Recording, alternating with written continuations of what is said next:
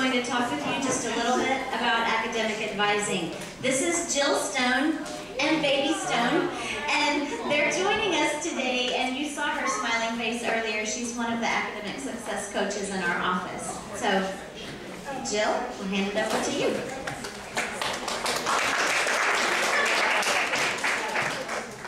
Can you all hear me? Do I need a microphone? Can you hear me in the back okay? Yeah? Yeah. Okay. They are recording, so if you want to put it on the stand, you can pull it close to you. Gotcha. Okay. So, I want to take a quick 1-2 minutes, turn to your neighbor, and tell about a time when either you bombed a test, missed a paper, had some sort of academic blunder because either there was a donut man run at 3 a.m. and so you bypassed homework to go ahead and do that, family emergency, friend emergency, some sort of situation that hindered you doing well or hindered academics. So, ready? Go.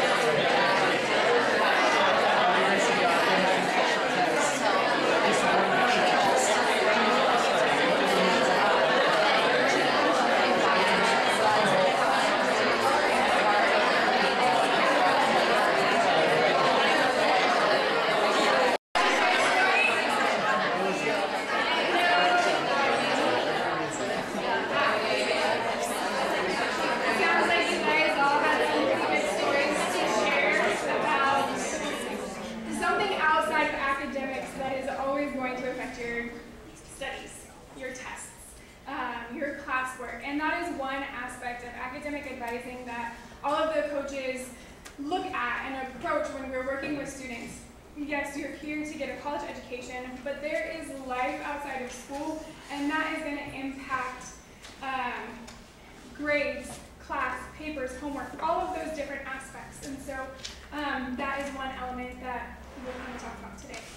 So focusing more on the academic piece.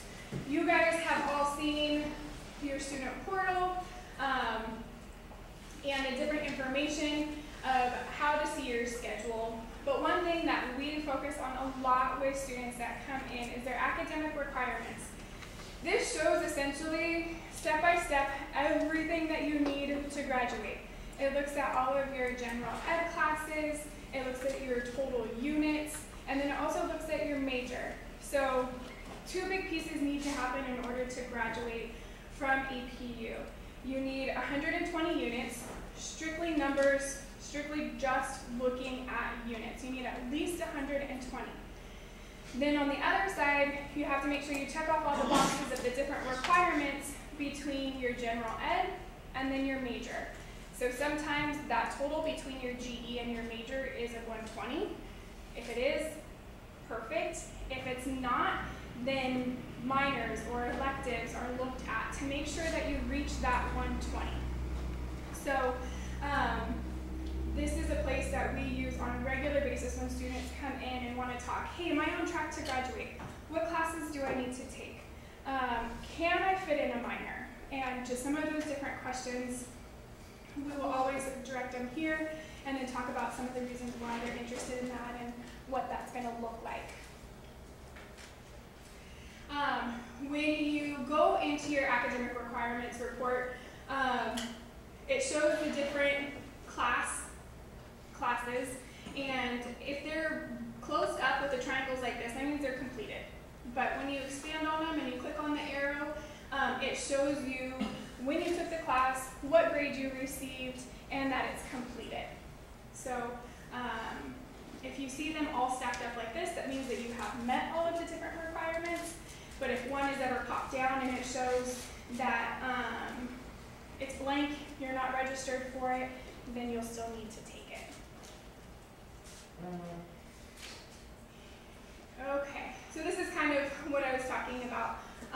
The diamond shows that you're registered for the class. But you can see highlighted up at the top where it says courses required, 1 taken, 1 needed. You're registered for it, so you haven't completed it, but the system is assuming you're gonna pass it, the student's gonna pass it, you're gonna get an A, you're gonna do great, and so you don't need to take that class. But then the other option is underneath the doctrine, you're not registered for it, you still need it, it's a requirement, you'll need to fit it into your remaining semesters as you move forward. So the other piece with the doctrine that is really helpful, you know that like your Exodus, Deuteronomy, or Luke, Acts, those are prescribed. You have to take those classes. And that does look different for transfer students. But with the doctrine and with the Upward Division Bible, you have options. So it's listing 5 different classes there. You don't need all 5, you just need 1. So that is one thing that is helpful with understanding where to look to see how many classes or how many units you need to take is it lays it out for you, and then it shows you your options of which one you get to choose. So this is kind of what I was talking about with the unit requirement that you need at least a minimum of 120. Again,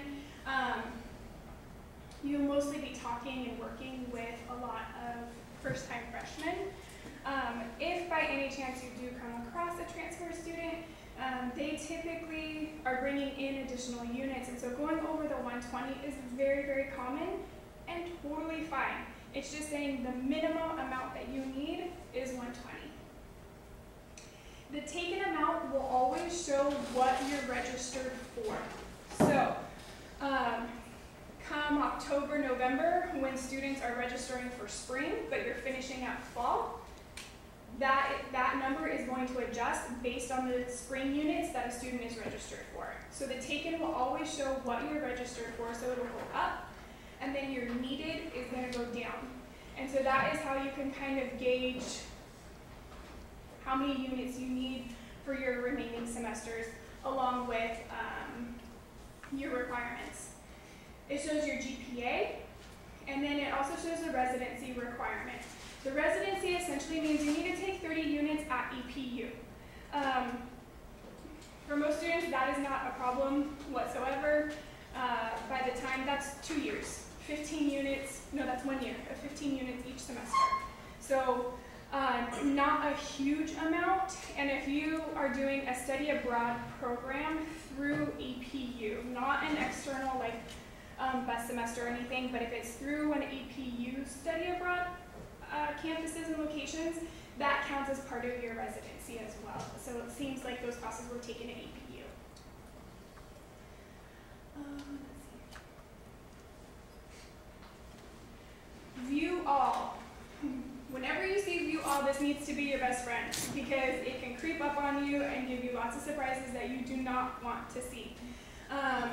For the additional Bible, it's just listing all of your options, but sometimes with major classes, when you have your core requirement, it can't fit all of the core requirements in there, and so when you click view all, it's going to show you your remaining core. So if you don't click that view all option, there's going to be some classes hiding that you may not have seen, that you're not planning on, or that students aren't looking for. So wherever you see a view all that's it's darker like this, not like this. If it's lighter like the first, then there's nothing else there. There's not going to be any more classes. But when it's dark blue, that means you can click on it. There's more information, so you want to click on it to see what that information is. So no surprises. Hopefully, most of you guys have seen this GE check sheet, and all the incoming freshmen will have the information as well, but this is another check and balances that we use along with the academic requirements report just to kind of make sure you're on track with general ed. Advising and retention, our office, our focus and one of our primary goals is to make sure that students are meeting all of their gen ed requirements. So we use this very often just to check and make sure that along with the student portal and then with this, that we can kind of plan and make sure that you're on track with your GE classes. And there was one of the biggest changes for this year for GE is that it's showing on the sheet PE 240. That is no longer a requirement for incoming freshmen for fall. That has been assumed within the GE 100 class. So, whereas probably with most of you guys, if you took beginnings, that was a 1-unit class. And then you had a 2-unit PE. Well, now the first year seminar is 3 units. So that 2 units from health was assumed within that. And there's a component of health within the GE 100. So this is a good example that health is no longer available. And then this is all of the general education classes. So you can see it in its entirety and then all of the different options for the different classes. One thing that our office is very, very excited about is these academic maps. So all of the coaches have worked with the different departments and chairs and deans to develop essentially this academic map which shows how to complete every single major. We have one for every major. How to complete a major in 4 years. So no, your semesters are not, or the student semesters aren't going to exactly look like this with the specific classes each and every semester, but it just is a guide to show, hey, it's possible.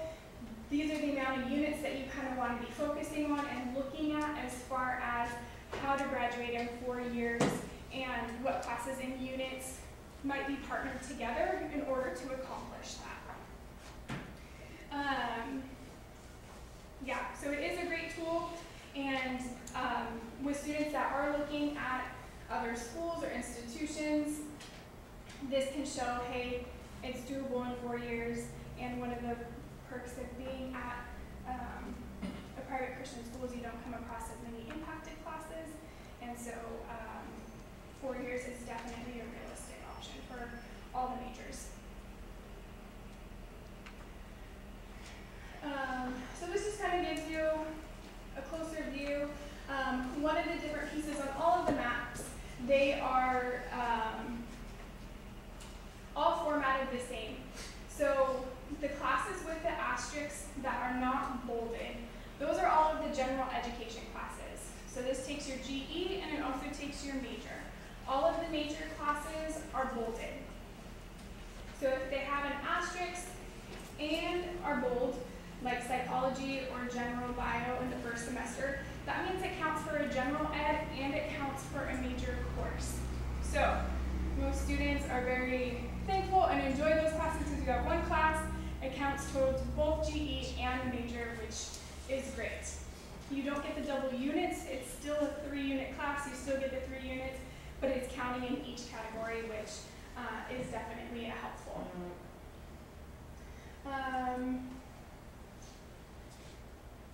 Yeah. All right. So, I guess that means it's lunchtime. Not yet. Not yet. See, we keep putting these things up there. Just a teaser. Do you guys have any questions for Jill? Yes. Hi. I know that there are a lot of, well, not a lot, but a group of kids, freshmen, that are going to be in the Honors College program. Is our program going to work with those kids too? No. No, the Honors College students are not taking the first year seminar course. They have their own course as a part of the Honors program. So you guys will not have to worry about advising them. And actually, we're not asking you to advise these students. We want you to be familiar with these tools because they will have advising available to them in our office or through faculty in their academic departments. But we want you to be familiar with these tools because these are things that can help you in conversations with them. And as we move into the spring semester, we don't really know what that looks like yet. We have gotten things developed and ready for today and for fall, and that's as far as our spring can take us.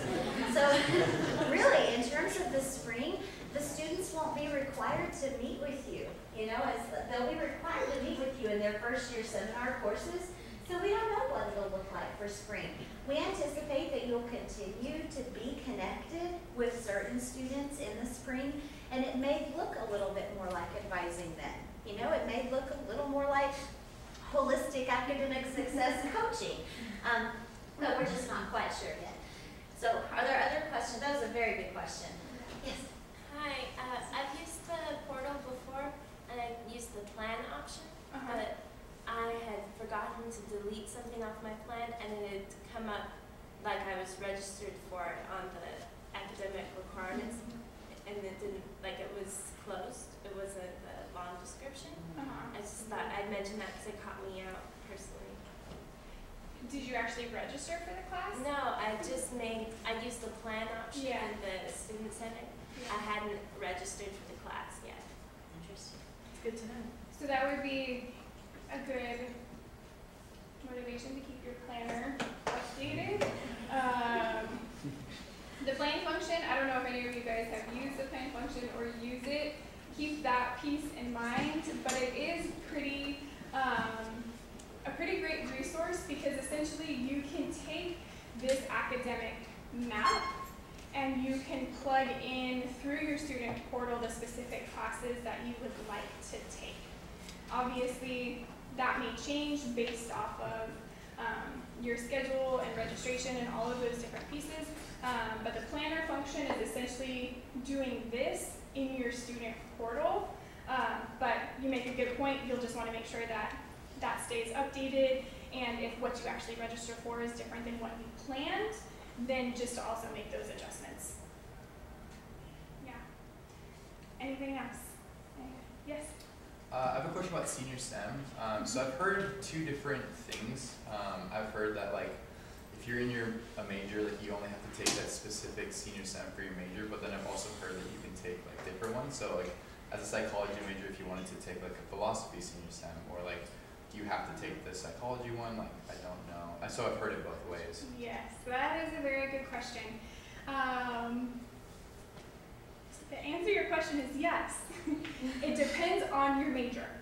So certain majors require that you take senior STEM. So for psychology, you have to take the psychology senior STEM. If you choose, you can take another senior STEM, but that means that you would be taking two. And if you want to use that as an elective unit, that is absolutely your option. But if a minor is coming into play and that is something that you're exploring, then that probably isn't going to be the best option. So senior STEM is very major specific. Some majors require that you take their senior STEM within a discipline. Some do not.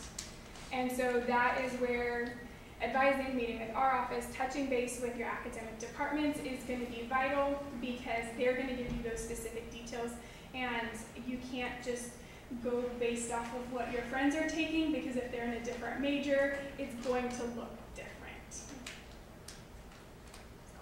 Yeah. Any other questions? Thank you.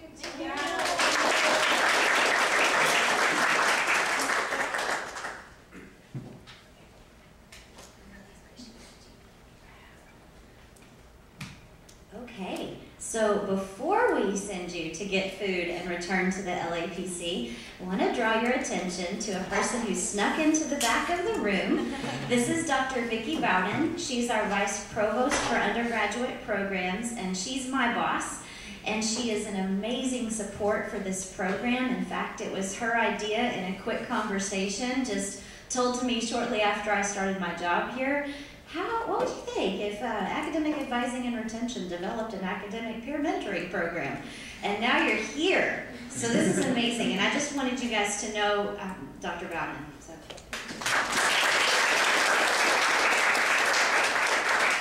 I'll just say a few words. really glad you guys are here. This is going to be an amazing year because we had so many dreams last year in so many different areas. Last year we worked with our faculty governance to start a new, to get approved a new GE program. So it's funny because you ask questions now and I'm thinking, in my head I'm already like, that's going to change next year.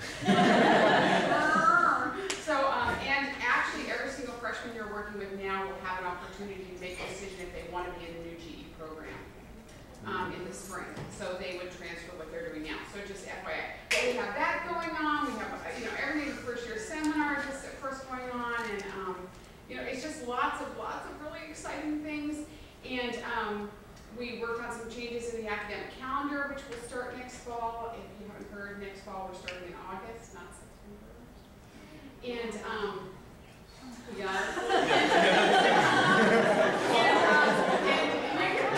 my office was the one that got the whole academic schedule change. The chapel moved an hour later from 9:30 to 10:30 last year. And I have to tell you, I was confused all year. I kept running out of my office at 9:30 to go to chapel or to a meeting, and then I'd screech to a halt and go, it's 10:30.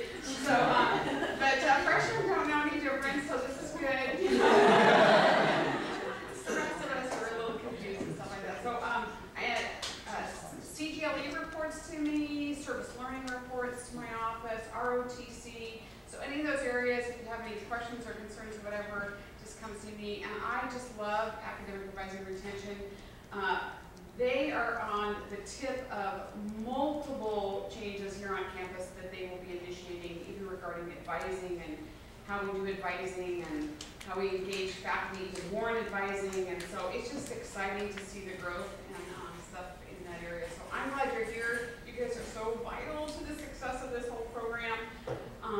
So my prayers are going to be with you. Come see me anytime. I'm upstairs in the second floor of Ronald. Feel free to stop by anytime if you want, and just to say hi or chit chat or whatever. I'd love to do that. And again, thanks for everything that academic advising